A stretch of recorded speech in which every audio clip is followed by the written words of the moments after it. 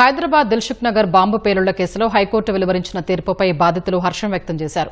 స్వీట్లు పంచుకుంటూ సంబరాలు చేసుకున్నారు. 2013లో జరిగిన జంట పేలుళ్ల ఘటనపై ఎన్ఐఏ కోర్టు 5 నిందితులకు ఉరిశిక్ష విధించగా తీర్పును సవాలు చేస్తూ నిందితులు హైకోర్టును ఆశ్రయించారు. విచారణ చేపట్టిన ధర్మాసనం మారణహోమం సృష్టించిన నిందితులకు ఉరే సరైందని స్పష్టం చేసింది.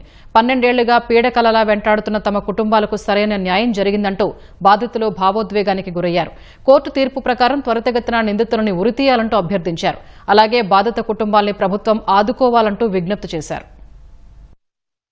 తీర్పు ఇంతకు ముందే ఒకసారి వచ్చినప్పుడు చాలా సంతోషపడ్డాం మేము. ఇక్కడ ఈ రోజు దాకా వాళ్ళకు ఉంచేది లేకుండా ఈ పాటికి ఉరి తీసేది ఉండే. ఈ రోజు మళ్ళా కోర్టు తీర్పు ఇచ్చినందుకు చాలా సమర్థిస్తున్నాం, చాలా సంతోషంగా ఉంది. ఇప్పటికైనా కానీ వాళ్ళకి చాలా తొందరగా ఉరి తీయాలని కోరుకుంటున్నాం. బాధితులకు సంబంధించి నష్టపరిహారం కావాలి. వాళ్ళకు కొంతమందికి కాళ్ళు పోయినాయి, కొంతమందికి చెయ్యిలు పోయినాయి.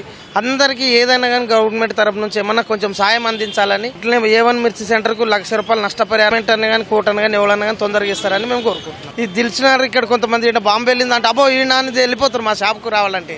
ఆ రోజు చాలా అంటే చాలా భయం అనిపించింది. మేము ఇక్కడ వచ్చి చూస్తే మొత్తం రక్తం మడగాలి. ఇవన్నీ ఎక్కడ చూస్తే అంత పైసలు, మా పైసలు అన్ని పోయినాయి.